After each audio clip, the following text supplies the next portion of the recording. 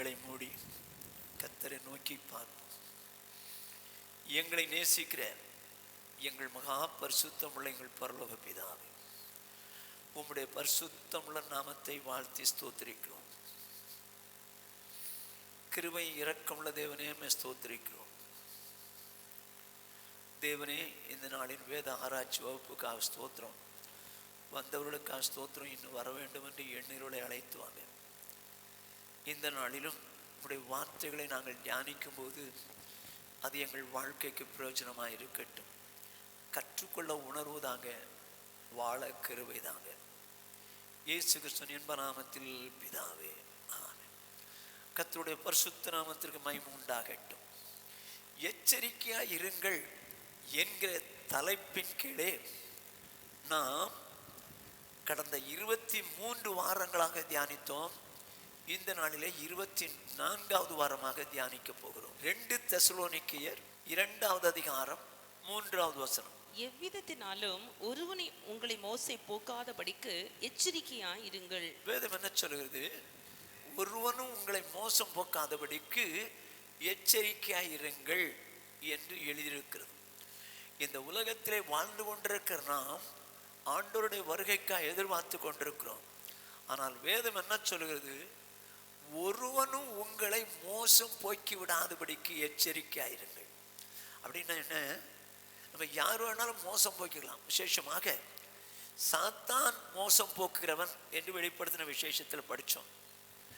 அப்படியானால் சாத்தான் 5 விதத்திலே ஜனங்களை மோசம் போக்குகிறான் என்று சொல்லி தியானித்தோம்.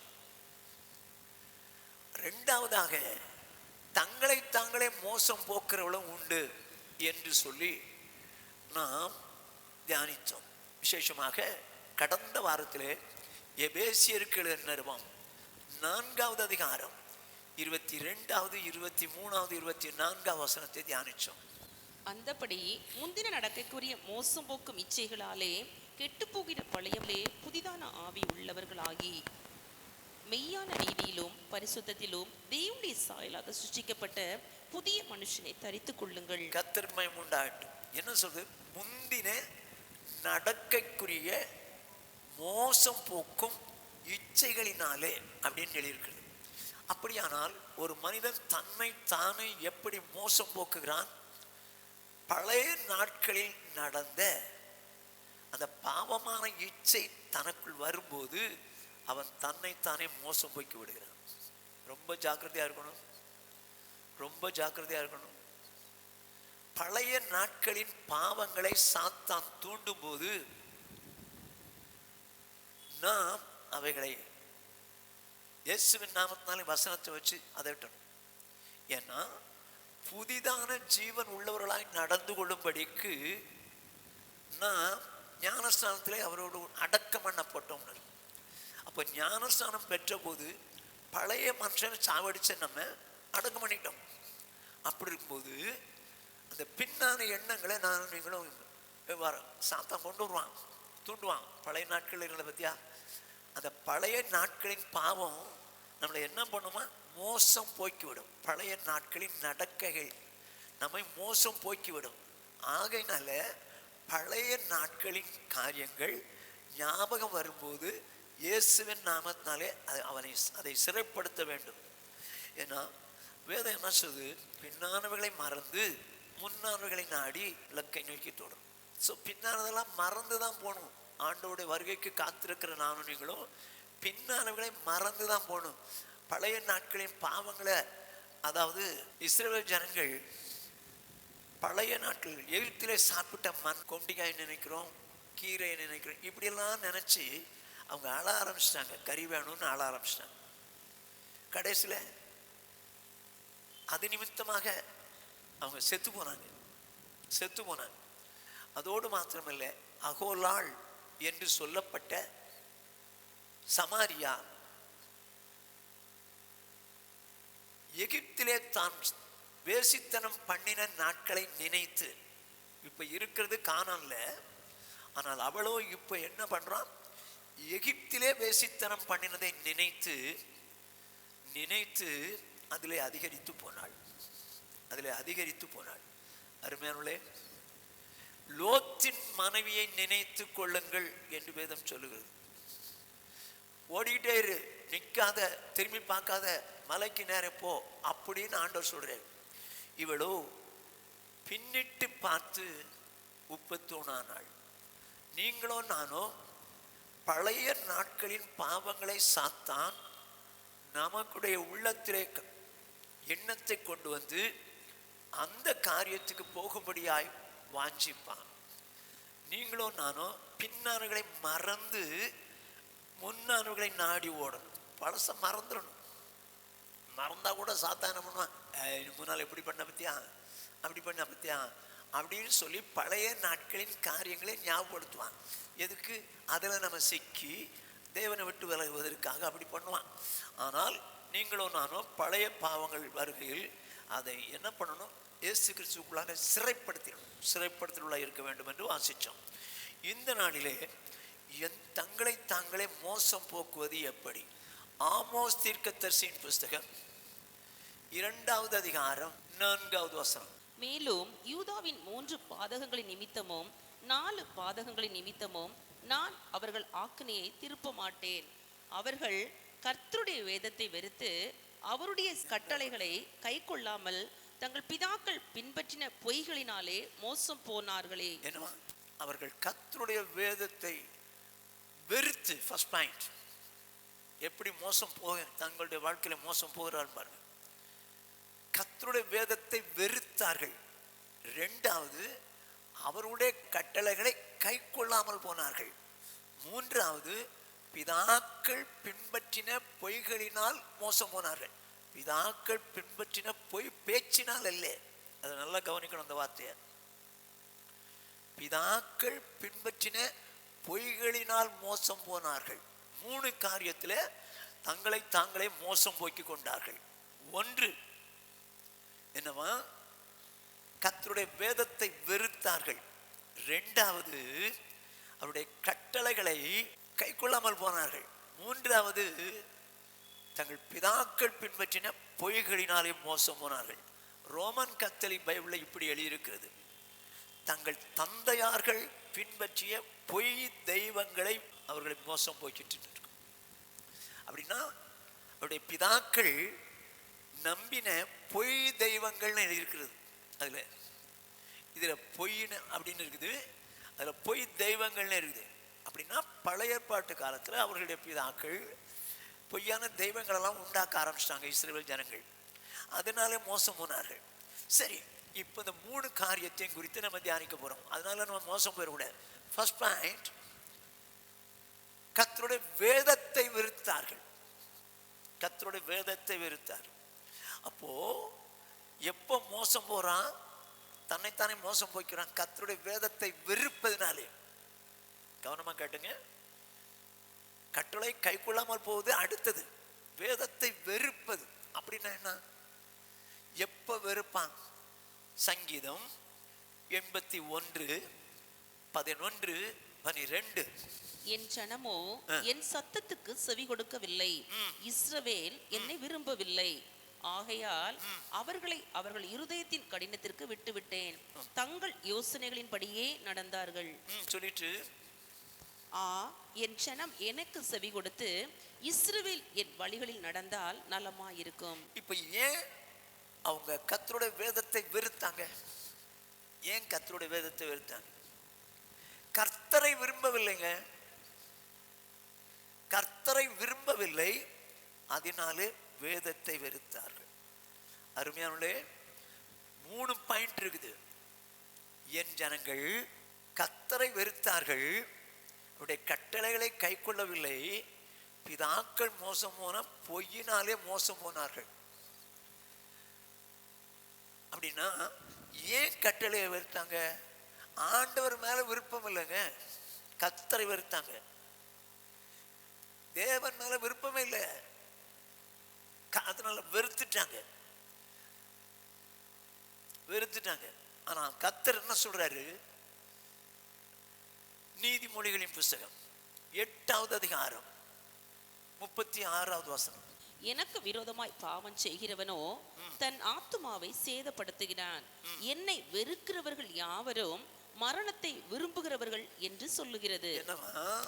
கர்த்தரை வெறுத்தார்கள். இப்ப ஆண்டவர் சொல்றாரு, என்னை வெறுக்கிறவர்கள் யாவரும் மரணத்தை விரும்புகிறார்கள் என்று சொல்லுகிறார். என்னை வெறுத்தவர்கள் யாரா இருந்தாலும் சரி, அவர்கள் மரணத்தை விரும்புகிறார்கள் அப்படின்னு சொல்ற. அருமையானே, ஒருவேளை கர்த்தரை வெறுக்கிறவளா இருந்தால் ஆண்டவர் சொல்றாரு, அவங்க நரகத்தை விரும்புறாங்க, நரகத்தை, மரணத்தை விரும்புகிறார்கள் இருக்கு. அருமையான சௌரனே, சௌரியே, அநேக நேரங்களில் இந்த உலகத்தில் உள்ள பரிசுத்தவான்கள் என்று சொல்லக்கூடியவர்கள் தன்னுடைய வாழ்க்கையில கஷ்டங்கள் வரும்போது, பிரச்சனைகள் வரும்போது, குடும்பத்திலே சூழ்நிலைகள் மாறா இருக்கும் போது, என்னையா ஆண்டவர் தேடி என்னத்தை கண்டேன் அப்படின்னு சொல்லி விட்டு விடுகிறார்கள். ஏன் விட்டாங்க? அவர் மேல அன்பு இல்லைங்க, பிரியம் இல்லை, அதனால விட்டாங்க. இப்போ சாலமோன் கர்த்தரை விட்டான். இன்னைக்கு நிறைய ஊழியக்காரர்களும் விசுவாசிகளும் தங்கள் வாழ்க்கையிலே வந்த போராட்டங்களின் நிமித்தம், கஷ்டங்களின் நிமித்தம் நல்லா ஓடி இருப்பாங்க, நல்லா வாழ்ந்திருப்பாங்க. இப்ப போட பட்ட காலிலே படுது, கெட்ட குடியே கெடுதுட, திரும்ப திரும்ப எனக்கு தாண்டா பிரச்சனை, எனக்கு அந்த ஆண்டவர் வேணாண்டா, விட்டுட்டாங்க. அவர் மேல பிரியம் இல்லைன்றார். அவர் மேல பிரியம் இல்லை. இங்க சாலமோனுக்கு ஆண்டவர் மேல பிரியம் இல்லை, ஆனா தேவனுக்கு பிரியமா வாழ்ந்து வந்தான். இப்பொழுது பிரியம் இல்லை. அதனால கர்த்தர் அவர் மேல் கோபமானார். யார் தேவனை விட்டு விடுகிறார்களோ அவர்கள் மேல் தேவன் கோபப்படுவார். சும்மா இருக்க மாட்டார். உங்களுக்காக எனக்காக இயேசு உயிரே கொடுத்திருக்காருங்க, உயிரே கொடுத்திருக்கிறார், உயிரை கொடுத்து காப்பாத்திருக்காரு. இப்ப எனக்கு வேண்டாம்னா, அவர் எனக்கு அதை செய்யல, எனக்கு இதை செய்யல, என் வாழ்க்கையில இந்த பிரச்சனை வந்துருச்சு, அந்த பிரச்சனை வந்துச்சு, ஏன் ஆண்டவர் எனக்கு இந்த பிரச்சனை எல்லாம் உண்டாக்குனாரு அப்படின்னு சொல்லி விட்டுறாங்க. ஒரு பிதாக்கள் என்ன சொன்னாங்களா? கர்த்தரை விட்டார்கள். ஃபர்ஸ்ட் பாயிண்ட், வேண்டாம். அருமையான தேவஜனமே, நல்ல கவனமா கேட்டுங்க. என்ன சூழ்நிலை வந்தாலும் சரி, எத்தனை விதத்திலே சூழ்நிலைகள் வந்தாலும் சரி, ஒரு நாளும் கர்த்தரை விட்டு நாம் விலகக்கூடாது. அவங்களுடைய வாழ்க்கையில தங்களை தாங்களே மோசம் போக்கினது எப்படி? கர்த்தரை விட்டார்கள். அப்ப கர்த்தரோடு தான் இருந்திருக்கிறாங்க, அப்புறம் கர்த்தரை விட்டுட்டாங்க. நீங்களும் நானும் கர்த்தரோடு இன்னைக்கு இருக்கிறோம், ரொம்ப சந்தோஷம். ஆனா சூழ்நிலைகள் மாறாக வரும்போது, சரீரத்திலே பலவீனங்களோ, குடும்பத்திலே பிரச்சனைகளோ, இல்லை அக்கம் பக்கத்து பிரச்சனையோ, வேலையில பிரச்சனையோ, பணத்துல பிரச்சனையோ வரும்போது அநேகர் கர்த்தரை விட்டுறாங்க. வேதம் அழகா சொல்லுது, கர்த்தரை விரும்பாதனால வேதத்தை வெறுத்தார்கள். First point. ரெண்டாவதாக, என் கட்டளையை கை கொள்வதில்லை என்றார். ஒன்று, கர்த்தரின் வேதத்தை வெறுத்தார்கள். அதுக்கு காரணம் என்ன? அவரை விரும்பல, அதனால வேதத்தை வெறுத்தார்கள். செகண்ட் பாயிண்ட், என் கட்டளையை கை கொள்வதில்லை என்றார். ஏன் கட்டளையை கை கொள்வதில்லை? ஏன் ஜனங்கள் ஆண்டவருடைய கட்டளையை கை கொள்வதில்லை? யோவான் எழுதின சுவிசேஷம் 14வது அதிகாரம் 24வது வசனம். என்னில் அன்பா இராதவன் என் வசனங்களை கை கொள்ள மாட்டான். போதும். என்ன சொல்றாரு? என்னில் அன்பா இராதவன் என் வசனங்களை கை கொள்ள மாட்டான். அப்போ வேதத்தை விட்டுறது வேற. ஆனா இப்ப என்ன சொல்லுது? ஆண்டவர் சொல்றார், என்னிடத்தில் அன்பாயிராதவன், என் மேல அன்பாயிராதவன் வசனங்களை கை கொள்ள மாட்டான். ஏன் வேதத்தை விட்டாங்க? இவங்க கை கொள்ளல. ஒண்ணு, அந்த தேவன் மேல அன்பு இல்லை, தம்ம மேல அன்பு, அதனாலதான் கை கொள்ளல. தேவனிடத்தில் அன்பா இல்லாதனாலதான் அவங்க வசனங்களை கை கொள்ள. ஒண்ணு. ரெண்டாவது, ஏன் வசனத்தை கை கொள்ள மாட்டேங்கிறாங்க? யோவான் எழுதின சுவிசேஷம் 6வது அதிகாரம் 59வது 60வது வசனங்கள். கப்பர்நகூமிலுள்ள ஜெப ஆலயத்திலே அவர் உபதேசிக்கையில் இவைகளை சொன்னார். அவருடைய சீஷரில் அநேகர் இவைகளை கேட்ட பொழுது, இது கடினமான உபதேசம், யார் இதை கேட்பார்கள் என்றார்கள். 66ஆம் வசனம் சொல்லும், அது முதல் அநேகர் அவரை விட்டு பின்வாங்கி போனார்கள். இப்போ ஏன் இந்த சீஷர்களுக்கு அந்த வசனத்தின்படி வாழ முடியல? வார்த்தையின்படி வாழ மாட்டேன்றாங்கன்றாரு. ஏன் வாழ முடியல? அவருடைய வசனம் எனக்கு கடினமா இருக்குதுங்க.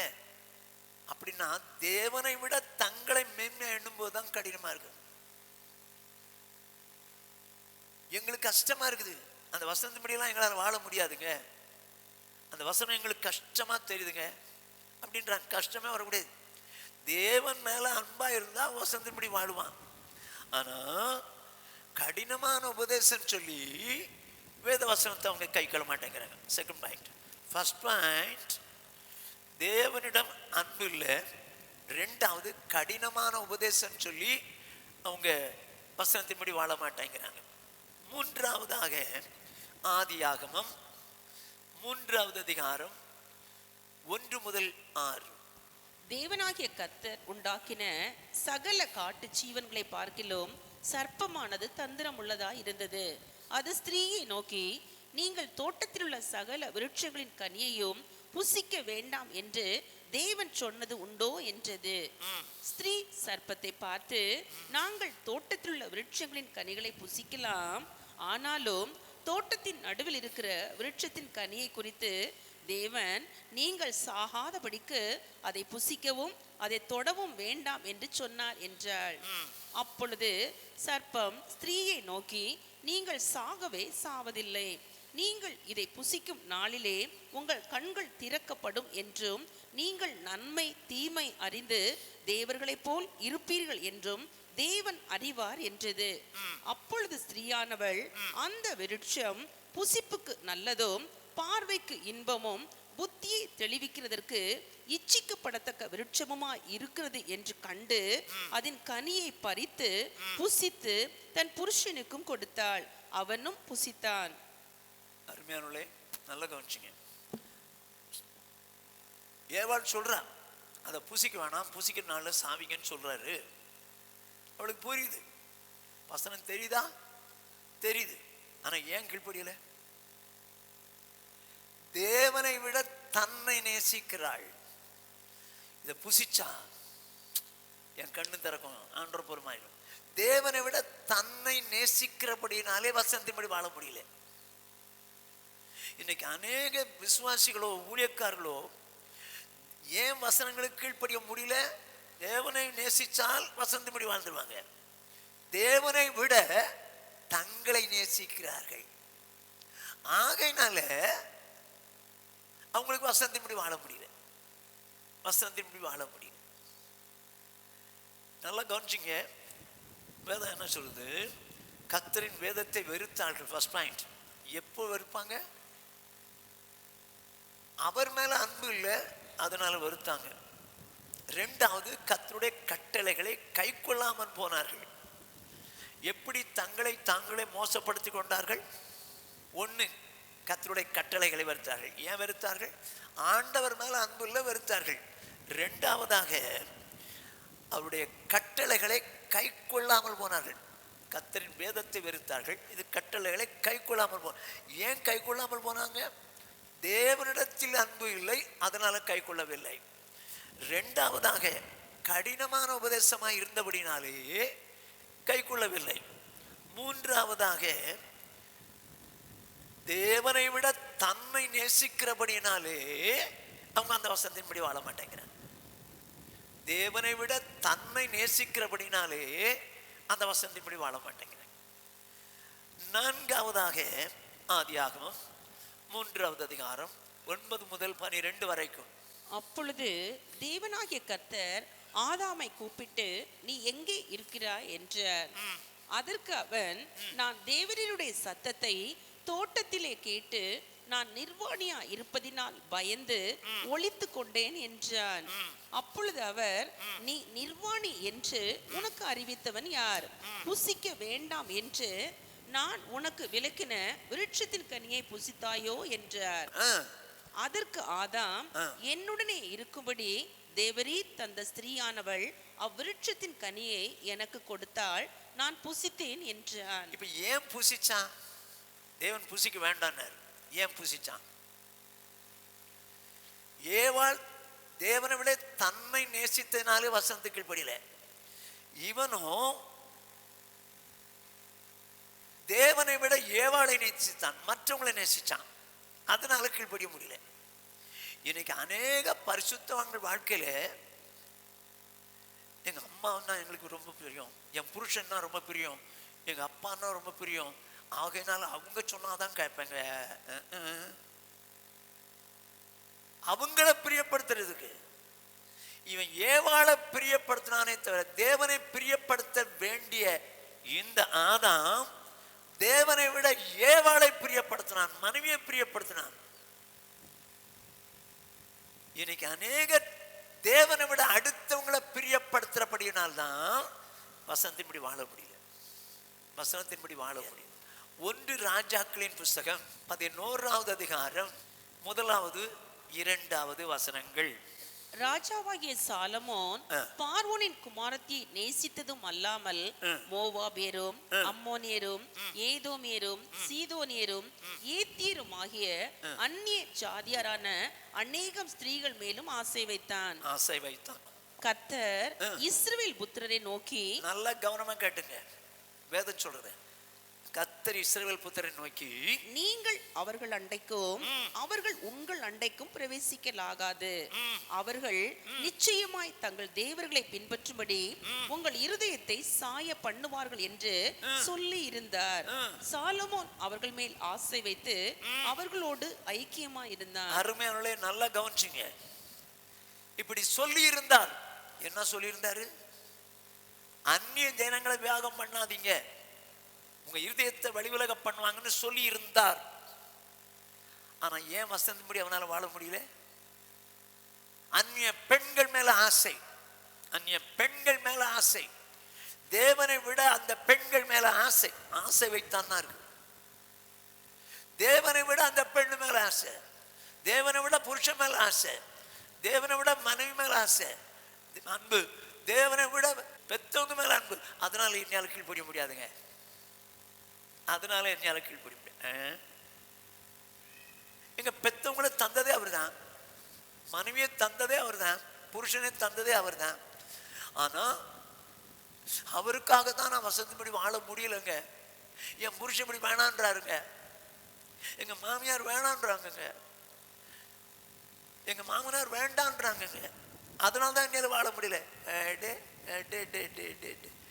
இங்க ஏன் தேவனுடைய வார்த்தையை கீழ்ப்படிய முடியல, கட்டளைகளை ஏற்றுக்கொள்ள முடியல? தேவனை விட மற்றவங்களை நேசிக்கிறபடினாலே, மற்றவங்களை நேசிக்கிறபடினாலே வசனத்தை கீழ்ப்படிய முடியுது. உங்களை யோசித்து பாருங்க, ஏதாவது வசனங்களுக்கு உங்களால் கீழ்ப்படியாம போயிட்டீங்களா? அது காரணம் யாருன்னு பாருங்க. ஒண்ணு, தேவனை விட உங்களை நேசிக்கிறதுனால கீழ்ப்படியாம போலாம், அல்லவென்றால் தேவனை விட அடுத்தவங்களை நேசிக்கிறதுனால நான் இந்த வசனத்தின்படி வாழ்ந்தா பிரியப்பட மாட்டாங்க அப்படிங்கிறதுக்காக அவங்கள பிரியப்படுத்துறதுக்கு வசனங்களை கீழ்ப்படியாம போலாம். புரிஞ்சுங்க, என் ஜனங்கள் தான் தங்களை தாங்களே மோசம் போக்கி கொண்டார்கள். எப்படி எப்படி எப்படி எப்படி எப்படி எப்படி கர்த்தரின் வேதத்தை வெறுத்தார்கள். 2வது, கட்டளைகளை ஏற்றுக்கொள்ளவில்லை. ஏன் கட்டளைகளை ஏற்றுக்கொள்ளவில்லை? ஆண்டவர் மேல அன்பு இல்லை, கடினமான உபதேசம். 3வதாக தன் தேவனை விட தன்னை நேசிக்கிறனால. 4வதாக தேவனை விட மற்றோரை நேசிக்கிறனால அந்த வசனங்கள் கீழ்ப்படிய முடியல. இப்போ ஒரு உதாரணம் சொல்றேன் பாருங்க. 1 சாமுவேலின் புஸ்தகம் 15வது அதிகாரம் 11வது வசனம். நான் சவுலை ராஜாவாக்கினது எனக்கு மனஸ்தாபமா இருக்கிறது, அவன் என்னை விட்டு திரும்பி என் வார்த்தைகளை நிறைவேற்றாமற் போனான் என்றார். அப்பொழுது சாமுவேல் மனம் நொந்து ராம் முழுதும் கர்த்தரை நோக்கி கூப்பிட்டான். இப்போ அமலேக்கியரை அழிக்கணும்னு சொல்றாரு. அமலேக் ராஜாவை கொன்னுரு. சாமுவேல் மூலம் சவுல்கிட்ட சொன்னார், அமலேக் ராஜாவை கொன்னரு. அமலேக்கியர்ல இருக்கிற எல்லா ஆண்கள், பெண்கள், குழந்தைகள், ஆடுகள், மாடுகள், பிராணிகள் எல்லாத்தையும் காலி பண்ணிருன்னு சொல்லிட்டாரு. தேவன் அவங்க மேல வைத்திருந்த உக்கிர கோபத்தினால எல்லாரையும் காலி பண்ணிட்டார். இவன் என்ன செஞ்சான்னு உங்களுக்கு தெரியும்ல? அவன் ராஜாவை பிடிச்சு வச்சுக்கிட்டான். சாவடிக்க சொன்னார், ஆனா சாவடிக்கல, பிடிச்சு வச்சுக்கிட்டான். ரெண்டாவதாக முதல் தரமானதையும் ரெண்டாம் தரமானதையும் தக்க வச்சுக்கிட்டு தனக்கு வச்சுக்கிட்டு மீதி எல்லாத்தையும் அழிச்சிட்டான். இதைத்தான் சொல்றாரு ஆண்டவர், நான் அவனை ராஜாவாக்குனதுக்கு மனஸ்தாபப்படுகிறேன். என்னை விட்டு திரும்பி என் வார்த்தைகளை நிறைவேற்றாமல் போனான். ஏன் நிறைவேற்றாமல் போனான்? ஏன் நிறைவேற்றாமல் போனான் தெரியுமா? இப்போ சாமுவேல்கிட்ட ஆண்டவர் சொல்லிட்டாரு, அவனை ராஜாவாக்குனதுக்கு மனஸ்தாபப்படுறேன், என்னை விட்டு திரும்பி என் வார்த்தைகளை நிறைவேற்றாமல் போனான்னு சொல்றாரு. இவன் அழுறான் பாவம். அடுத்த நாள் சாமுவேல் சவுலை பார்க்க வர்றான். வந்தா நான் ஆண்டவர் சொன்னபடியெல்லாம் செஞ்சு முடிச்சிட்டேன்றான். ஏய், என்ன சத்தம் கேட்குது? என்ன முடிச்சிட்டேன்றிய? ஏன் இந்த மாதிரி செஞ்ச அப்படின்னு சொல்லி கேட்டதுக்கு அவன் என்ன சொல்றான்? அந்த ஆடு மாடெல்லாம் பிடிச்சி வச்சான்ல, அது ஆண்டவர் பலியிடுறதுக்கு கொண்டு வந்திருக்கேன்றான். என்ன எதுக்கு பலியிட கொண்டு வந்தேன்னு சொல்றான் பாருங்க. ஏன் ஆண்டோடைய வார்த்தை கை கொள்ளவில்லை என்கிறத வாசிங்க. 15வது அதிகாரம் 24வது வசனம். அப்பொழுது சவுல் சாமுவேலை நோக்கி, நான் கர்த்தருடைய கட்டளையையும் உம்முடைய வார்த்தைகளின் மீறினதினாலே பாவம் செய்தேன். என்ன சொல்றாரு பாத்தீங்கன்னா, நான் கர்த்தருடைய கட்டளையும் உம்முடைய வார்த்தை மீறினதினாலே பாவம் செய்தேன். அப்ப மீறினது அவனுக்கே தெரியுதா? அவனுக்கே தெரியுது. ஏன் மீறினா அப்படின்னா, வாசிங்க. நான் ஜனங்களுக்கு பயந்து அவர்கள் சொல்லை கேட்டேன். ஏன் ஆண்டோட வார்த்தை மீறினா? ஜனங்களுக்கு பயந்தேன், அதனால்தான் நான் ஜனங்களுடைய வார்த்தை கேட்டேன்.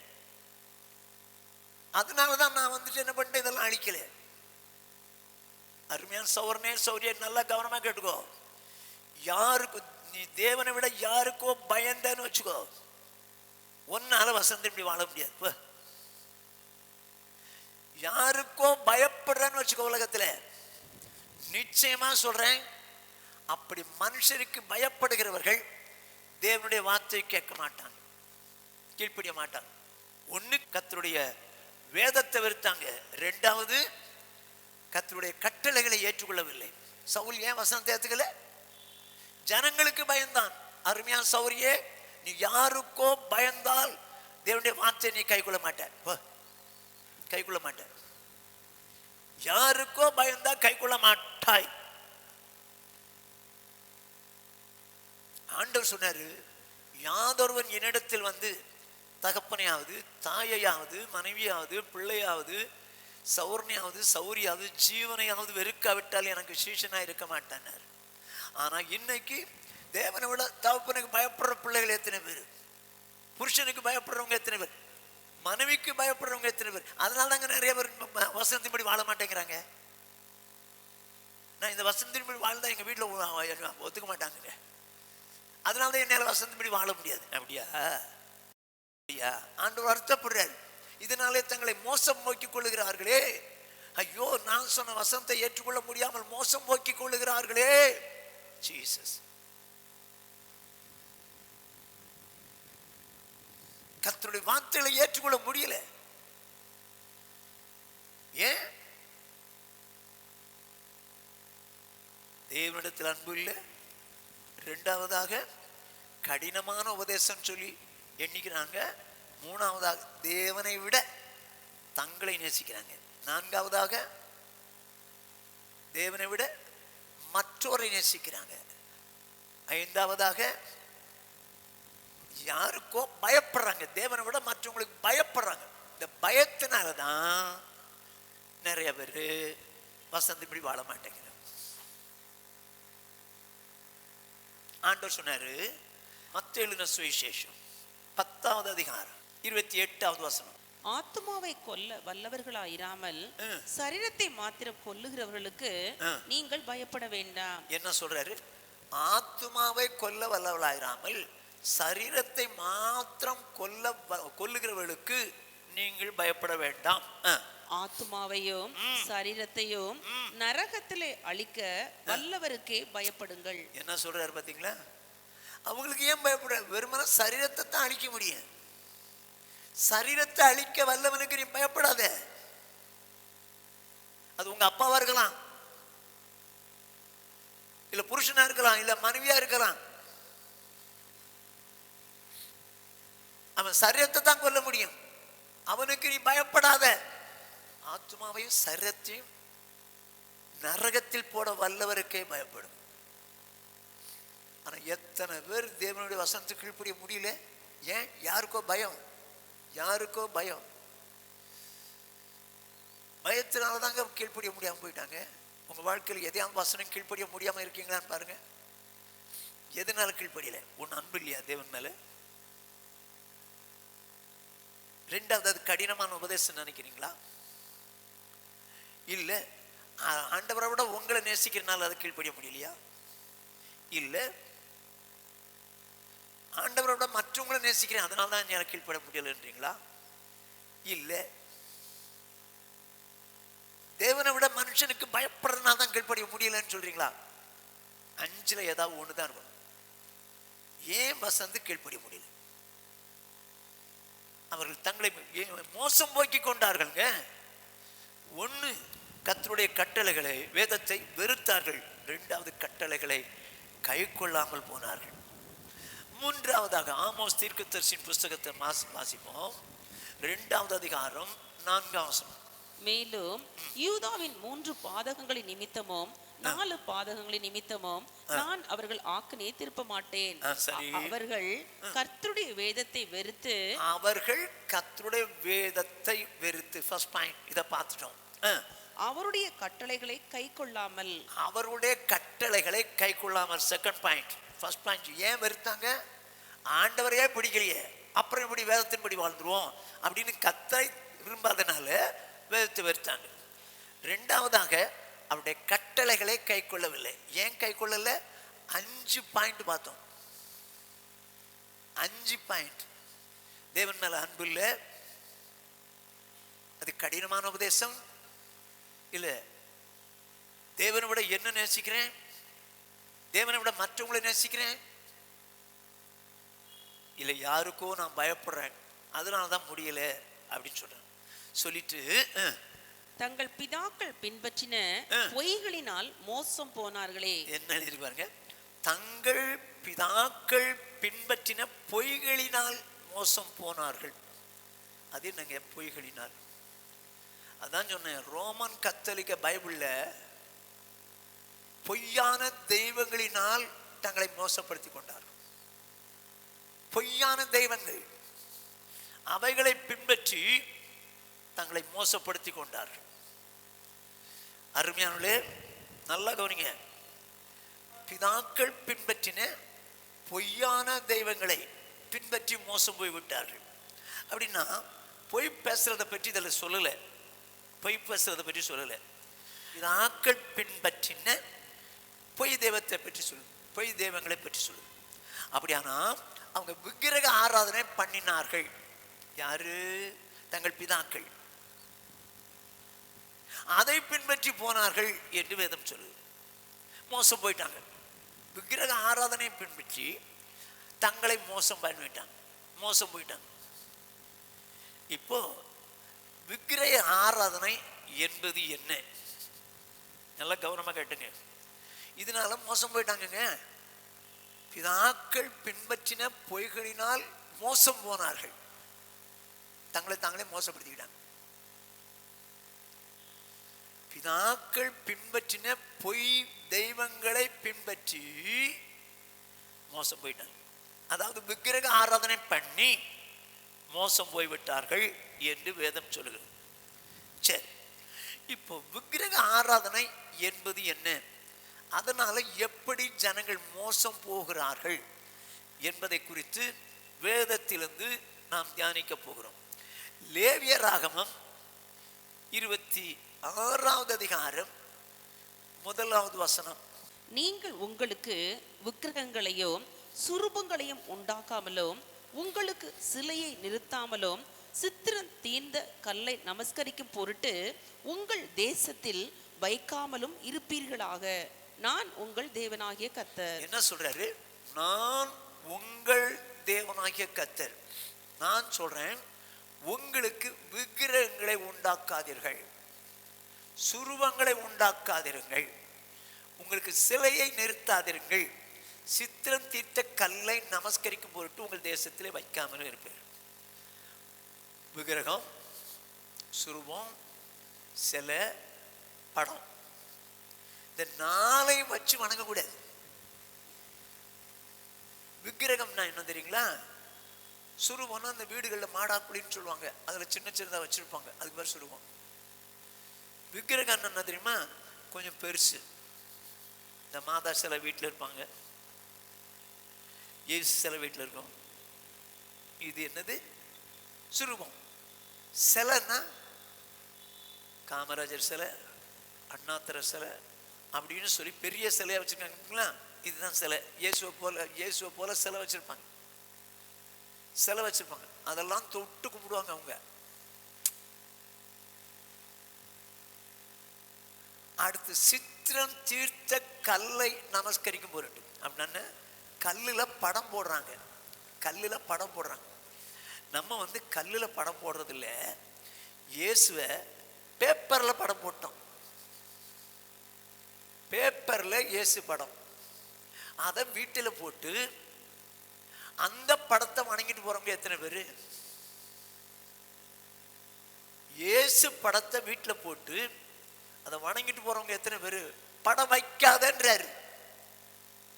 கல்லுல சித்திரம் தீர்த்தாங்க, நான் கல்லுல வைக்கிறப்பா, நான் படம் தான் போட்டிருக்கேன். எத்தனை பேர் இயேசு கிறிஸ்துவோட படத்தை, இயேசு கிறிஸ்து போல படத்தை அது யார் வரைஞ்சது? எவனோ உண்டாக்குனாங்க, எவனோ வரைஞ்சான். அதை போய் நீங்க எப்படி வச்சிருக்கலாம்? நீங்க எப்படி வச்சிருக்கலாம்? அதை போய் வணங்குறீங்களே. ரொம்ப கிறிஸ்தவங்க ரொம்ப கெட்டிக்காரங்க. அந்த படத்தை போட்டு அதுக்கு மாலை போட்டு அதுக்கு சீரியல் பல்ப் போட்டு சில நேரம் ஊதுபத்தி கூட வைப்பாங்க. அப்படின்னு அர்த்தம் என்னங்க? செத்து போயிட்டாருன்னு அர்த்தம். படம் போட்டா, படம் போட்டு மாலை போட்டா செத்து போயிட்டாருன்னு அர்த்தம். சீரியல் போட்டாலும் செத்து போயிட்டாருன்னு அர்த்தம். ஊதுபத்தி கொடுத்தினாலும் செத்து போயிட்டாருன்னு அர்த்தம். அதை போய் வணங்கிட்டு இருக்கிறானே. எத்தனை கிறிஸ்தவர்கள் இந்த படத்தை வச்சு வணங்கிட்டு இருக்கிறாங்க? எத்தனை கிறிஸ்தவர்கள் படத்தை வச்சு வணங்கிட்டு இருக்கிறாங்க? நான் பல ஆண்டுகளுக்கு முன்னால மாங்காடு பகுதியில் ஊழியம் செஞ்சேன். மாங்காடு பகுதியில் ஊழியம் செஞ்சேன். அப்படி ஊழியம் செய்த நாட்களில் ஒரு ரோமன் கத்தோலிக், எங்கள் சபைக்கு வரக்கூடிய ஒரு சகோதரன், அவர் ரோமன் கத்தோலிக். அவர் வீட்டுக்கு போய் கொஞ்சம் சுவிசேஷம் சொல்லலான்னு போனேன். உடனே வாங்க பாஸ்டர், வாங்க பாஸ்டர், வாங்க பாஸ்டர்னார். அவர் கையில் ஒரு 1.5 வயசு பையன், அவங்க பையனை வச்சிருக்கிறார். பேசிகிட்டே இருந்தோம். பேசிட்டு இருக்கும்போது அவர் சொல்கிறார், ஒரு இயேசு கிறிஸ்து படம், இயேசு தாத்தாவுக்கு தோத்திரம் போடு, இயேசு தாத்தாவுக்கு தோத்திரம் போடுன்னு அவன் தோத்திரம்ன்றான். நான் சொன்னேன், இயேசு எப்போ தாத்தாவானாருன்னு? இயேசு எனக்கு அப்பான்னா என் பையனுக்கு தாத்தா தானே அப்படின்றாரு. எங்க அந்த படத்தை பார்த்து இயேசு தாத்தா, சரி இயேசு அப்பான்னே சொல்லட்டும். அது எப்படி இயேசு அப்பா இருக்கும்? எங்க வரைஞ்சது மனுஷன் வரைஞ்ச படத்தை, மனுஷன் செஞ்ச உருவத்தை எப்படி வணங்கலாம்? அது விக்கிரக ஆராதனை. அவரை போலதான் நம்மளை சிருஷ்டித்தார். நமக்கு இருதயம் எங்க இருக்குது? இருதயமே இல்லாத ஆட்கள் மாதிரி உட்காந்துருக்கீங்க. லெப்ட்ல இருக்கு, சரிதானா? இயேசுவுக்கு இருதயம் எங்க இருக்கு? அங்கே இருக்கு. எங்க அவரை போல தானே படைச்சாரு, அப்ப அவருக்கு அங்கே தானே இருக்கணும். ஆனா அவரோட படம் பார்த்தீங்களா? அப்படி விரிஞ்சிருக்கோம், நடுவில் சிலுவை, தீ எரிஞ்சிட்டு இருக்கோம், கீழே ரத்தம் கொட்டும், இங்கே நெருப்பு மேலே எரிஞ்சிட்டு ஒரு சிலுவை வேற இருக்கும். இதை இப்படியே இருப்பார். இது படைச்சது யாரு? வரைஞ்சது யாரு? இதையும் போய் வணங்குறான. வேதம் என்ன சொல்லுது? எரேமியா தீர்க்கதரிசியின் புத்தகம் 16வது அதிகாரம் 19வது 20வது வசனங்கள்.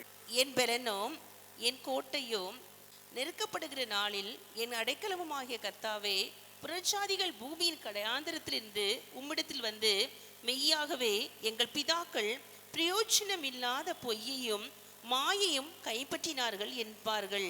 பின்னால வந்து சொல்லுவாங்களாம், ஐயோ பொய்யான மாயையும் பொய்யையும் பின்பற்றிட்டாங்களே அப்படின்னு சொல்லுவாங்களாம். ஏன் பாருங்க, மனுஷன் தனக்கு தேவர்களை உண்டு பண்ணலாமோ? அவைகள் தேவர்கள் அல்லவே. என்னவா? மனுஷன் தனக்கு தேவர்களை உண்டு பண்ணலாமோ? அவைகள் தேவர்கள் அல்லவே. தேவன் மனுஷனை உண்டாக்கலாங்க. தேவன் மனுஷனை உண்டாக்கலாம். ஆனா மனுஷன் தேவனை உண்டாக்க முடியாது. மனுஷன் தேவனை உண்டாக்க முடியாது. எத்தனை பெந்தெகோஸ்தே குடும்பங்களிலே கூட இயேசு கிறிஸ்துவின் படம் போட்டு வச்சிருக்காங்க. படம் போட்டு வச்சிருக்காங்க. அது யாரோ வரைஞ்சதுங்க. யாரோ வரைஞ்சது. அது வணங்கக்கூடாது.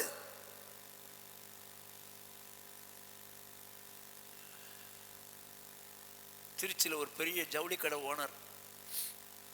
அந்த ஓனர் எனக்கு நல்லா தெரிஞ்சவர். எங்கள் ஊருக்கு பக்கத்தில் உள்ளவர். அவர் வீட்டுக்கு போவேன், ஆண்டவர் பற்றி சொல்லுவேன். ஒரு நாள் அவர் பாக்கெட்ல இருந்து இயேசு கிறிஸ்தனுடைய சின்ன சொரூபத்தை எடுத்தார். அது தங்கத்தில் செஞ்சது. தங்கத்தில் செஞ்சது. உடனே நான் சொன்னேன், சார் இது மாதிரிலாம் சொரூபம் வைக்கக்கூடாது சார், வேதம் சொல்லுது சார் அப்படின்னு சொன்னா. அவர் என்ன சொன்னா தெரியுமா? யாரை பார்த்து சொல்றீங்க? உங்க ஆட்கள்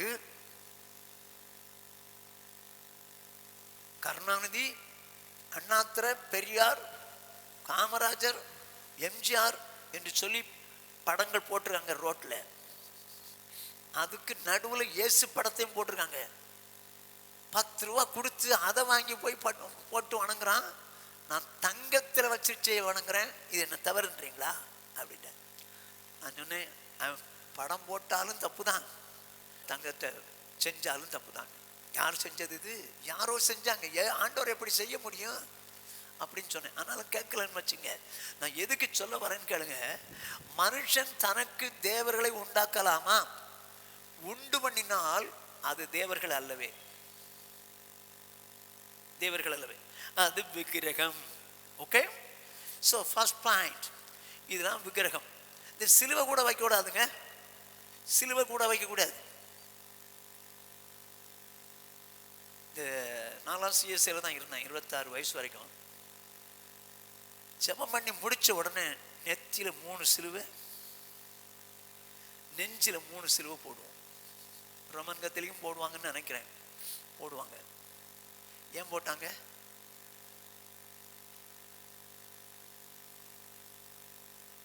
இந்த சிலுவை மரம் வந்து அது ஒரு கொலை மரம். எப்படி பரிசுத்தாயிடுச்சு? இயேசு தொங்குனதுனாலயா? இயேசுவும் தொங்குனாரு, 2 கள்ளனும் சிலுவையில தான் தொங்குனான்.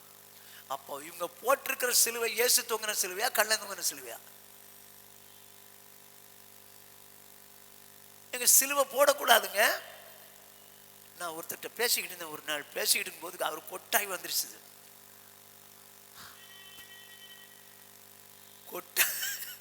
கொட்டாய் விடும்போதே சிலுவை போடுறாரு. அந்த அளவுக்கு அவங்களுக்கு சிலுவைன்னா அந்த அளவுக்கு பெருசு. சிலுவை கூட வைக்கக்கூடாது, சிலுவை கூட போடக்கூடாது. கல்யாணத்துக்கு போனீங்கன்னா சிஎஸ்சியில் உள்ளவங்கெல்லாம் நேராக போய் ஜோம் பண்ணுறேன்னு சொல்லி தலையில் கை வச்சுட்டு கடைசியில் சிலுவை போட்டு விட்டு வந்துடுவாங்க. சிலுவை போட்டு விட்டு வந்துடுவாங்க. அப்படியெல்லாம் வேதத்தின்படி செய்ய முடியாதுங்க. சிலுவை ஒரு கொலை மரம்னு இருக்குது. கொலை மரம். அது சபிக்கப்பட்டவனை தான் அதில் போடுவாங்க. ஆனால் அதையும் வணங்கிட்டு இருக்காங்க பாருங்க. அதையும் வணங்கிட்டு இருக்காங்க பாருங்க. சரி, ஃபர்ஸ்ட் பாயிண்ட், இது மாதிரி விக்கிரகங்களை வணங்கக்கூடாது. இப்போ மூன்றாம், பிதாக்கள் பின்பற்றின பொய் தெய்வங்களினால் தங்களை மோசப்படுத்தி கொண்டார்கள்.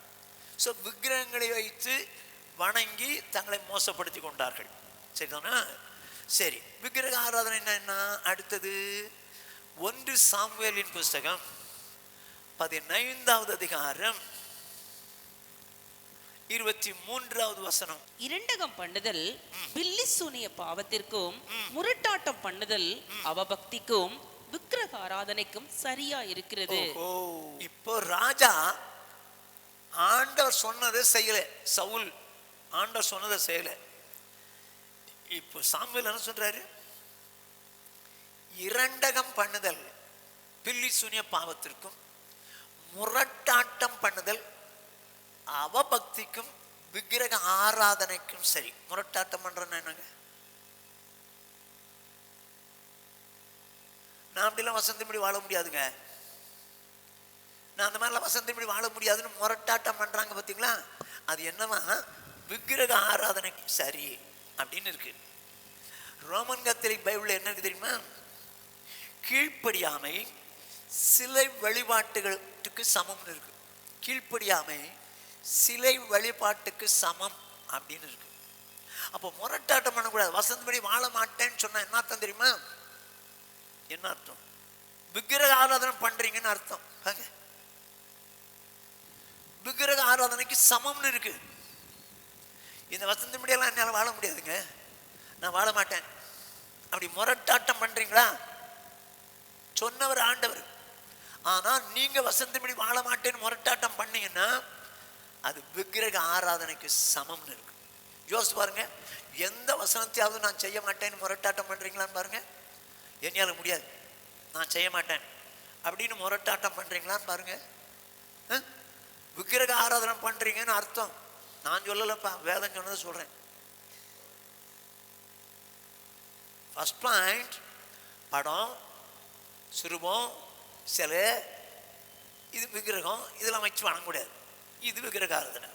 செகண்ட் பாயிண்ட், முரட்டாட்டம் பண்ணுதல். அதாவது வேதம் என்ன சொல்தோ அதுக்கு மாறாக முரட்டாட்டம் பண்ணி நான் செய்ய முடியாது, நான் கீழ்ப்படிய மாட்டேன் அப்படின்னு நீங்க சொல்லுவீர்களானால் அது விக்கிரக ஆராதனைக்கு சமம்னு சொல்லி வேதம் சொல்லு. வேதம் சொல்லு. அதனால எந்த வசனத்தையும் நான் கீழ்ப்படிய மாட்டேன், அப்படிதான் இப்படிதான் இருப்பேன், பாஸ்டர் எத்தனை தடவை வசனம் சொன்னாலும் சரி நான் அப்படியே தான் இருப்பேன் அப்படின்னு முரட்டாட்டம் பண்ணினீங்கன்னா விக்கிரக ஆராதனை பண்றீங்கன்னு அர்த்தம். நான் சொல்லலப்பா, வேதம் சொல்லு. செகண்ட் பாயிண்ட், மூன்றாவது, விக்கிரக ஆராதனை என்பது என்ன? கொலோசேயர் 3வது அதிகாரம் 4வது 5வது வசனங்கள். நம்முடைய ஜீவனாகிய கிறிஸ்து வெளிப்படும் போது நீங்களும் அவரோட கூட மகிமையிலே வெளிப்படுவீர்கள். இதை இப்படியே வச்சுங்க, இப்படியே வச்சுங்க. வச்சுட்டு பிலிப்பியர் 1வது அதிகாரம் 21வது வசனம். கிறிஸ்து எனக்கு ஜீவன், சாவு எனக்கு ஆதாயம். சரி, இது பவுல் சொன்ன ஸ்டேட்மெண்ட். நம்மால சொல்ல முடியுமா? நம்மால சொல்ல முடியுமா கிறிஸ்து எனக்கு உயிர், சாவு எனக்கு ஆதாயம் அப்படின்னு சொல்ல முடியுமா? ஆனா வசந்த படிச்சிருவோம். இப்ப அந்த வசந்த படிங்கன்னா கரெக்டா படிப்பீங்களே? கிறிஸ்து எனக்கு ஜீவன், சாவு எனக்கு ஆதாயம் சொல்லுவீங்களே? கிறிஸ்து உங்களுக்கு ஜீவன் தானா? சாவு வந்து அதனால சாவு வந்து ஆதாயம் தானா? ஐயோ சாவா வேணாப்பா, கிறிஸ்து வேணாம், நான் மறுதளிக்கிறேன், மறுதளிச்சுவாங்க.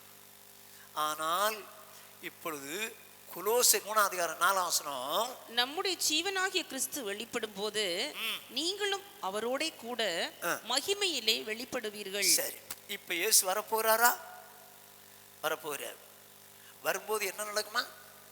மகிமையிலே வராரு, நாமும் அவரோடு கூட மகிமையிலே வெளிப்படுவோம். யாரு நாமும்னா? யாரு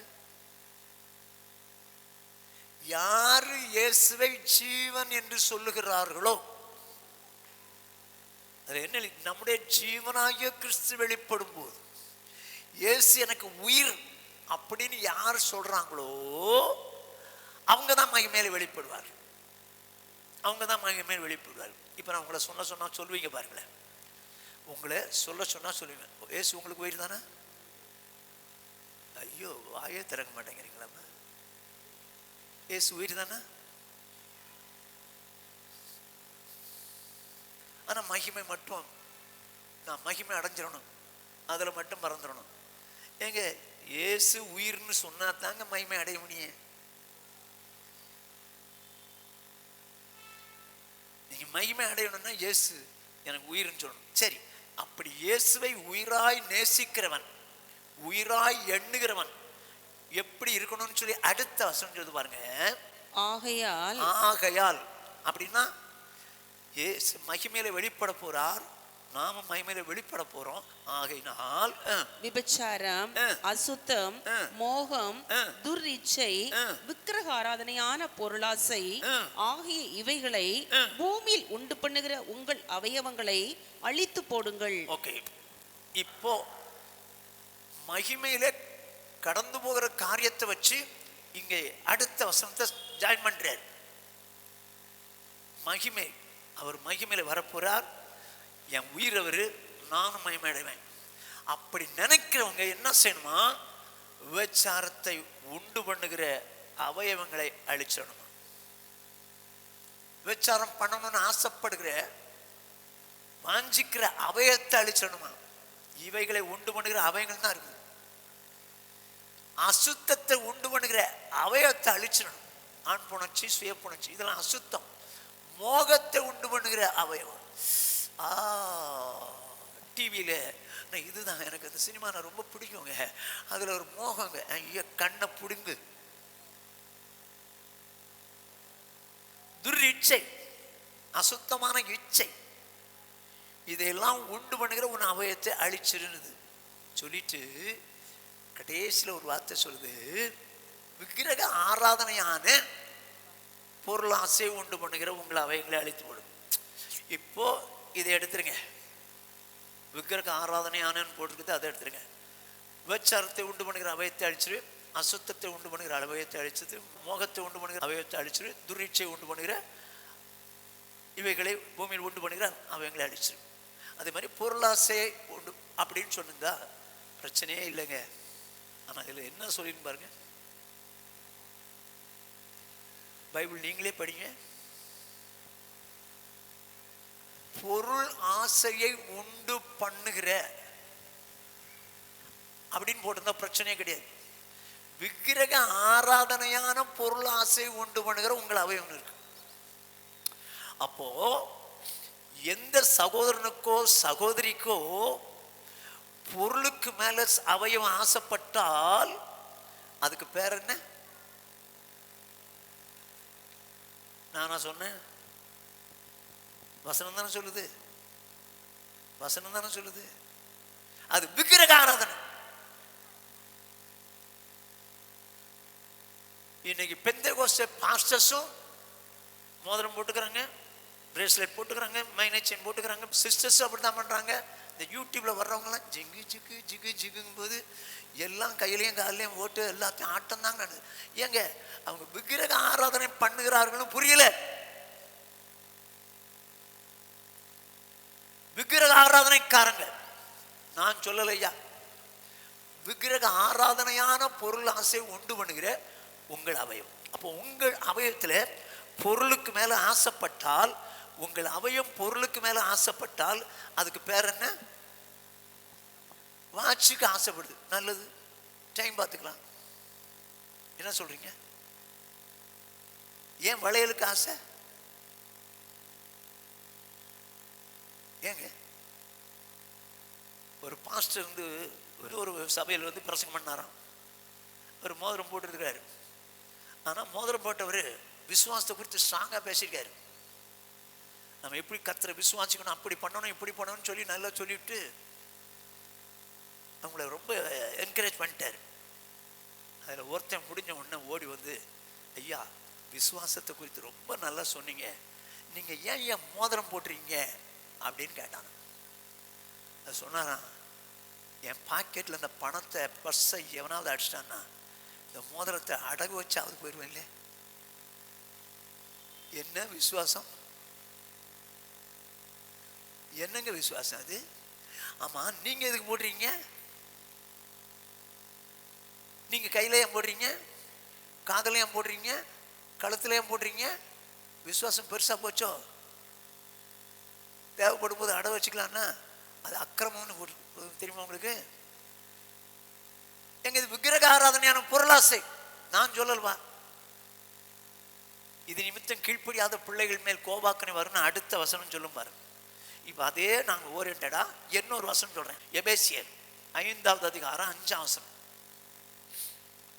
விபச்சாரக்காரனாவது, நல்லா கவனிச்சுங்க, விபச்சாரக்காரனாவது, அசுத்தனாவது, விக்கிரக ஆராதனைக்காரனாகிய பொருளாசைக்காரனாவது தேவனுடைய ராஜ்யமாகிய கிறிஸ்துவின் ராஜ்யத்திலே சுதந்திரம் அடைவது இல்லை என்று அறிந்திருக்கிறீர்களே. நான் சொல்லலப்பா, வேதம் சொல்லுது. விக்கிரக ஆராதனைக்காரனாகிய பொருளாசைக்காரன் கிறிஸ்துவின் ராஜ்யத்தில் பங்கடை மாட்டான். அப்படின்னு அர்த்தம் என்ன? 1000 வருஷம் அரசாட்சியில் பங்கட மாட்டான். நல்லா புரிஞ்சுங்க, இதுதான் கிறிஸ்துவின் ராஜ்யம். அது தேவனுடைய ராஜ்யம். கிறிஸ்து எனக்கு ஒரு ராஜ்யத்தை தந்தது போல நான் உங்களை ஆளுமை செய்யும்படி அந்த ராஜ்யத்தில் உங்களுக்கு இடம் கொடுப்பேன். கிறிஸ்துவின் ராஜ்யங்கிறது 1000 வருஷம் அரசாட்சி. இப்போ விக்கிரக ஆராதனையான பொருள் ஆசையை உடையவர்கள் அதுல பங்கு பெற முடியாது. 1000 வருஷம் அரசாட்சி முடியாது. அதனால்தான் கொலோசையர் 3:6 இருக்கவும் கீழ்ப்படியாத பிள்ளைகள் மேல் தேவ கோபாக்கனை வரும். ஓகே, இப்போ 1000 வருஷம் அரசாட்சியில பங்கு பெறலாம். நம்ம பரலோகத்துக்காக போகுமா? பரலோகத்துக்காக போகுமா? வாசிங்க, வெளிப்படுத்தின விசேஷம் 22வது அதிகாரம் 16வது வசனம். சபைகளில் இவைகளை உங்களுக்கு சாட்சியாக அறிவிக்கும்படிக்கு இயேசுவாகிய நான் என் தூதனை அனுப்பினேன். சபைகளிலே இவைகளை உங்களுக்கு அறிவிக்கும்படி தூதனை அனுப்பினேன். இயேசுவாகிய நான் தூதனை அனுப்பினேன். அப்போ இந்த வெளிப்படுத்தின விசேஷம் சபைக்கு எழுதப்பட்டது. சபைக்கு எழுதப்பட்டது. ஓகே, அதுல 21ஆம் அதிகாரம் 8ஆம் வசனம் வாசிங்க. பயப்படுகிறவர்களோ, ஏங்க ஏன் வசனத்தின்படி வாழ மாட்டேன்றாங்க சிலர்? யாருக்கோ பயப்படுறதுனால. சவுல் சொன்னால, ஜனங்களுக்கு நான் பயந்ததுனால தான் கீழ்ப்படியாம போயிட்டேன். இங்க பயப்படுறது தான் ஃபர்ஸ்ட் பட்டியல். இந்த 8 லிஸ்ட் இருக்கும். அதுல ஃபர்ஸ்ட் லிஸ்ட் பயப்படுகிறவர்கள். அப்புறம் அவிசுவாசிகளும், அவிசுவாசினா வசனத்தை விசுவாசிக்காதவன், அருவருப்பானவர்களும், கொலைபாதகரும், விபச்சாரக்காரரும், சூனியக்காரரும், விக்கிரக ஆராதனைக்காரரும், பொய்யர் அனைவரும் 2ஆம் மரணமாகிய அக்னியும் கந்தகமும் எரிகிற கடலிலே பங்கடைவார்கள் என்றார். இந்த பாருங்க, 2ஆம் மரணமாகிய அக்னியும் கந்தகமும் எரிகிற கடலிலே பங்கடைவார்கள். 8 லிஸ்ட் இருக்கு. 1 பயப்படுறவர்கள், 2 அவிசுவாசி, 3வது அருவருப்பானவர்கள், 4வது கொலைபாதகர், விபச்சாரக்காரர், சூனியக்காரர், விக்கிரக ஆராதனைக்காரர். விக்கிரக ஆராதனைக்காரர் இது யார சொல்லுது? சபைக்கு சொல்லுதுங்க. சபைக்கு சொல்லுது வசனம். சபையில எழுது விக்கிரக ஆராதனை.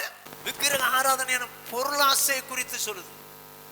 பொருளுக்கு மேல ஆசைப்பட்டால், ஆசைப்பட்டு கையிலையோ காலிலையோ கழுத்துலையோ நான் போட்டுக்குவேன் அப்படின்னு நீங்க போட்டீங்கன்னா விக்கிரக ஆராதனைக்காரர். நான் சொல்லலப்பா, விக்கிரக ஆராதனையான பொருளாசைன்னு இருக்கு. அதை அழிச்சிடு அப்படின்ற, அதை உண்டு பண்ணுகிற அவயத்தை அழிச்சுட்டு என்ன செய்யலாம்? இப்போ தங்களை தாங்களே மோசம் போக்கிக் கொள்கிறவர்கள் என்ன செய்வாங்கன்னு சொல்லுங்க. 3 காரியம். என்ன செய்வாங்க? ஃபர்ஸ்ட் பாயிண்ட், கர்த்தரின் வேதத்தை வெறுப்பார்கள். செகண்ட் பாயிண்ட், அவருடைய கட்டளைகளை ஏற்றுக்கொள்ள மாட்டார்கள், கீழ்ப்படிய மாட்டார்கள். தேர்ட் பாயிண்ட், பிதாக்கள் பின்பற்றின பொய்யான தெய்வங்களை பின்பற்றுவார்கள். அதாவது விக்கிரக ஆராதனை பண்ணுவார்கள். அந்த விக்கிரக ஆராதனை என்பது 3 விதத்திலே சொல்லப்பட்டதை பார்த்தோம். 1 படம், சிலை, சுரூபம், இதெல்லாம் விக்கிரக ஆராதனை. அதை வணங்கக்கூடாது. ரெண்டாவது, முரட்டாட்டம் பண்ணுதல் விக்கிரக ஆராதனைக்கு சமம்னு ஆண்டவருடைய வார்த்தை சொல்லுது. அப்படின்னா என்ன? நான் வசனம் என்ன நீங்க சொல்லுங்க பாஸ்டர், எத்தனை வருஷமா பேசினாலும் பேசுங்க, என்னால முடியாது அப்படின்னா முரட்டாட்டம் பண்றீங்கன்னு அர்த்தம். முரட்டாட்டம் பண்றீங்கன்னு அர்த்தம். அது விக்கிரக ஆராதனைக்கு சமம். மூணாவது, விக்கிரக ஆராதனையான பொருளாசை. விக்கிரக ஆராதனையான பொருளாசை. இந்த பொருளாசை உண்டு விக்கிரக ஆராதனை உண்டு பண்ணுதுன்னு அர்த்தம். இப்ப என்ன செய்யலாம்? ஆண்டோடைய வார்த்தையின்படி, அதாவது எப்படி தங்களை தங்களை மோசப்படுத்திக்கிட்டாங்க? கர்த்தரின் வேதத்தை வெறுத்தார்கள், கட்டளைகளை கை கொள்ளாமல் போனார்கள், பிதாக்கள் பின்பற்றின பொய்யான தெய்வங்களை விக்கிரக ஆராதனை பண்ணினார்கள். என்ன செய்யலாம்? வேண்டாண்டவரே, எங்களை நாங்களே மோசம் போக்கிக் கொள்ளாதபடிக்கு நாங்கள் கட்டளைகளை வெறுக்க மாட்டோம். அப்படின்னா கர்த்தரை வெறுத்தாதான் கட்டளை வெறுக்க முடியும். நாங்கள் கர்த்தரை வெறுக்க மாட்டோம். அதே நேரத்தில் வசனங்களை ஏற்றுக்கொள்ள மாட்டேன்னு சொல்ல மாட்டோம். ஆண்டவரே நீங்கள் என்ன வசனம் சொன்னாலும் ஏற்றுக்கிறோம். அதே நேரத்தில் என் தகப்பனே, யாருக்காகவோ எங்களுக்கு கடினமான உபதேசனோ இல்லை எங்களை மற்றவங்களுக்கு பிரியப்படுத்தவோ எங்களை பிரியப்படுத்தவோ நாங்கள் அந்த வசனத்தை ஏற்றுக்கொள்ள மாட்டோம்னு சொல்ல மாட்டோம்ப்பா. எங்களுக்கு நீங்கள் தான் கட்டாயம் ஏற்றுக்கொள்வோம் ஆண்டவரேன்னு சொல்லுவோம். மூன்றாவதாக, விக்கிரக ஆராதனை செய்ய மாட்டோம் ஆண்டவரே. விக்கிரக ஆராதனை செய்ய மாட்டோம் ஆண்டவரே. விக்கிரக ஆராதனை செய்தால் எங்களை நாங்களே மோசம் போக்கிக் கொள்கிறோம் ஆண்டவரே. வேண்டாம்ப்பா, வேண்டாம். விக்கிரக ஆராதனை வேண்டாம் ஆண்டவரே. என்னை ஒப்பு கொடுக்குற ஆண்டவரே, எங்களை ஒப்பு கொடுக்குற ஆண்டவரே. எங்களை நாங்களே மோசம் போக்கி விடாதபடிக்கு இப்படிப்பட்ட காரியங்களை நாங்கள் விளங்கி கொள்ளும்படி எங்களுக்கு சொல்லி தந்தீங்க. நாங்கள் விளங்கி கொண்ட நாங்கள் அதற்கேற்றபடி வாழ எங்களை ஒப்பு கொடுக்குறோம். எல்லாரும் முழங்கால் பண்ணிவிடுவோம். ஜாஷுவா ஜெபி. ஸ்தோத்திரம் ஆண்டவரே, சோத்தரிக்கிறோம், துதிக்கிறோம், மகிமைப்படுத்துகிறோம், உயர்த்துகிறோம் ஆண்டவரே. அன்பின் பரலோக பிதாவே, பரிசுத்த பிதாவே, இந்த மாலை வேளை நாங்கள் கூடி வந்து வேதத்தை ஆராய்ந்து பார்க்க கர்த்தர் தந்த இந்த ஸ்லாக்கியத்திற்காக சோத்தரிக்கிறோம் ஆண்டவரே. எச்சரிக்கையாக இருக்கும் தலைப்பின் கீழாக ஆண்டவரே, தங்களை தாங்களே மோசம் கொள்ளி ஆண்டவர் மோசம் போக்கிக் கொள்கிற இந்த காரியத்தை குறித்து கர்த்தர் பேசின ஒவ்வொரு வார்த்தைக்காய் சோத்திரம் ஆண்டவரே. எனக்கு யூதா ஜனங்கள் ஆண்டவருடைய வேதத்தை வெறுத்து தங்களை மோசம் போக்கிக் கொண்டார்கள் ஆண்டவரே. நாங்கள் அப்படி ஆண்டவரை மோசம் போகாதபடிக்கு, வேதத்தை நாங்கள் வெறுக்காதபடிக்கு ஆண்டவரை உண்மை வெறுக்கிறபடினால் அப்பா இந்த வேதத்தை அவர்கள் வெறுத்தார்கள் ஆண்டவரை. நாங்கள் அப்படி இராதபடிக்கு ஆண்டவரை உண்மை நேசிக்க, நம்முடைய வேதத்தை நேசிக்க ஆண்டவர் எங்கள் ஒவ்வொருவருக்கும் உதவி செய்யும்படியாய் ஜெபிக்கிறோம் ஆண்டவர். எங்கள் வாழ்நாள் முழுவதிலும் ஆண்டவர் உண்மை நேசிக்க, நம்முடைய வேதத்தை நாங்கள் அதிகமாய் நேசிக்க ஆண்டவர் எங்கள் ஒவ்வொருவருக்கும் கிருபை செய்யும்படியாய் ஜெபிக்கிறோம் அப்பா. ஆண்டவர் நம்முடைய கற்பனையை கை கொள்ளாமல் ஆண்டவர் அங்கே மோசம் போனார்கள் ஆண்டவரே. நாங்கள் அப்படி இராதபடிக்கு ஆண்டவரே, ஆண்டவர் மீது அன்பு வைத்து ஆண்டவரே நம்முடைய வேதத்தை கை கொள்ள ஆண்டவர் உதவி செய்யும்படியாய் ஜெபிக்கிறோம் ஆண்டவரே. ஆண்டவரே எங்களை வாழ்நாள் அப்பா எந்த வசனமும் ஆண்டவரே எங்களை கடினமாய் காணப்படாதபடிக்கு அப்பா எல்லா வசனத்தையும் எங்களை மனப்பூர்வமாய் ஒப்பு கொடுக்க ஆண்டவரே ஒவ்வொருவருக்கும் உதவி செய்யும்படியாய் ஜெபிக்கிறோம் ஆண்டவரே. ஆண்டவரே உம்மை காட்டிலும் ஆண்டவரே நாங்கள் எங்களை நேசிக்காதபடிக்கு, உம்மை காட்டிலும் மற்றவர்களை நேசிக்காதபடிக்கு ஆண்டவரே, மற்றவர்களுக்கு ஆண்டவர் நாங்கள் பயப்படாதபடிக்கு ஆண்டவரே உடைய வேதத்தை கை கொள்ள ஆண்டவரே உதவி செய்யும்படியாய் ஜெபிக்கிறோம் ஆண்டவரே. ஜெபிக்கிறோம் ஆண்டவரே. அப்போ அவர்களை தங்கள் பிதாக்கள் ஆண்டவரை பின்பற்றின பொய்களினால் தங்களை ஆண்டவரை மோசம் போக்கி கொண்டார்களே, பொய்யான தெய்வங்களை ஆண்டவரை பின்பற்றி மோசம் போக்கினார், மோசம் போனார்களே. நாங்கள் ஆண்டவரே விக்கிரகங்களை ஆண்டவரே சுரும்பங்களாக அப்பா சிலையாக ஆண்டவரை எங்கள் வீட்டிலேயோ அப்பா படத்திலேயோ ஆண்டவரை எங்கேயோ ஆண்டவர் நாங்கள் வைத்து கொள்ளாதபடிக்கு ஆண்டவரை அவைகளுக்கு விலகி இருக்க ஆண்டவரை ஒவ்வொருவருக்கும் உணர்த்தும்படியாய் ஜெபிக்கிறோம் ஆண்டவர். முரட்டாட்டம் பண்ணதில் ஆண்டவர் அவபக்திக்கும் விக்கிரக ஆராதனைக்கும் சமம் என்று ஆண்டவர் நாங்கள் வாசித்தோமே ஆண்டவரே. வசனத்துக்கு நாங்கள் ஒருபோதும் ஆண்டவரே கை கொள்ள மாட்டோம் என்று ஆண்டவரே முரட்டாட்டம் பண்ணாதபடிக்கு ஆண்டவரே மனப்பூர்வமாய் அவைகளுக்கு கீழ்ப்படிய எங்களை பரிபூர்ணமாய் ஒப்பு கொடுக்கிறோம் ஆண்டவரே. ஆண்டவரே விக்கிரக ஆராதனையாக பொருளாசை என்று வாசித்தோம் ஆண்டவரே. ஆண்டவரே எங்களுக்கு எந்த ஒரு பொருள் மீதோ ஆண்டவரே அப்படிப்பட்ட ஆசை உண்டு பண்ணுகிற ஆண்டவரே அவை எங்களை அழித்து விடுகிற வேதம் சொல்கிறது ஆண்டவரே. அப்படிப்பட்ட எந்த பொருள் மீதோ ஆண்டவரே எங்களுக்கு ஆண்டவரே ஆசை வராதபடிக்கு ஆண்டவரே கர்த்தர் எங்களை ஒவ்வொருவருக்கும் உதவி செய்வீராக ராஜா, உதவி செய்வீராக ஆண்டவரே. உலகத்தில் இப்படிப்பட்ட பொருளாசை ஆண்டவர் எங்களோட சபையில யாருக்கும் வராதபடிக்கு ஆண்டவரே கர்த்தர்களுக்கு கிருபை செய்யும்படியாய் ஜெபிக்கிறோம் ஆண்டவரே. பயப்படுகிறோம் ஆண்டவரே, விக்கிரக ஆராதனை செய்கிறோம் ஆண்டவரே. ஆண்டவரே அக்னியும் கந்தம் எரிகிற ஆண்டவரே, இரண்டாம் மரணமாகிய அக்னியும் கந்தம் எரிகிற ஆண்டவரே நரகத்தில் தள்ளப்படுவார்கள் ஆண்டவரே. ஆண்டவரே அப்படிப்பட்ட ஒரு சூழ்நிலை எங்களை யாருக்கும் வராதபடிக்கு உம்மை நேசித்து உம்முடைய வார்த்தையை ஆண்டவரே அப்படியே ஏற்றுக்கொண்டு கீழ்ப்படிய எங்களை மனப்பூர்வமாய் ஒப்பு கொடுக்கிறோம் ஆண்டவரே. எங்கள் வாழ்க்கையில் அதிகமாக உம்மை நேசிக்க, உம்முடைய வேதத்தை நேசிக்க, அதுக்கு அப்படியே 100க்கு 100 கீழ்ப்படிய ஆண்டவரே எங்களை ஒவ்வொருவருக்கும் உதவி செய்யும்படியாய் ஜெபிக்கிறோம் ஆண்டவரே. வார்த்தையில கேட்ட நாங்கள் அதை ஆண்டவரை உள்வாங்கி உணர்ந்ததுக்கு அப்படியே ஒப்பு கொடுக்கிறோம் ஆண்டவரே. கர்த்தர் எங்களுக்கு கிருபை செய்வீராக. தாழ்த்தி ஒப்பு கொடுக்கிறோம். இயேசுவின் நாமத்தில் ஜெபிக்கிறோம் நல்ல பிதாவே, ஆமென். என் ஆத்துமாவே கர்த்தரை ஸ்தோத்திரி, என் முழுவதுமே அவருடைய பரிசுத்த நாமத்தை ஸ்தோத்திரி.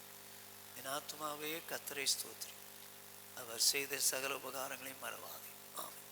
நம்முடைய கர்த்தராகிய இயேசு கிறிஸ்துவினுடைய கிருபையும் பிதாவாகிய தேவனுடைய அன்பும் பரிசுத்த ஆவியானுடைய ஐக்கியமும் அந்யோன்யமும் ஆறுதலும் சமாதானமும் என்றும் என்றும் நம்மனவரோடும் உலகில் உள்ள சகல பரிசுத்தாங்களோடு காப்பதாக. ஹல்லேலூயா, ஹல்லேலூயா, ஹல்லேலூயா.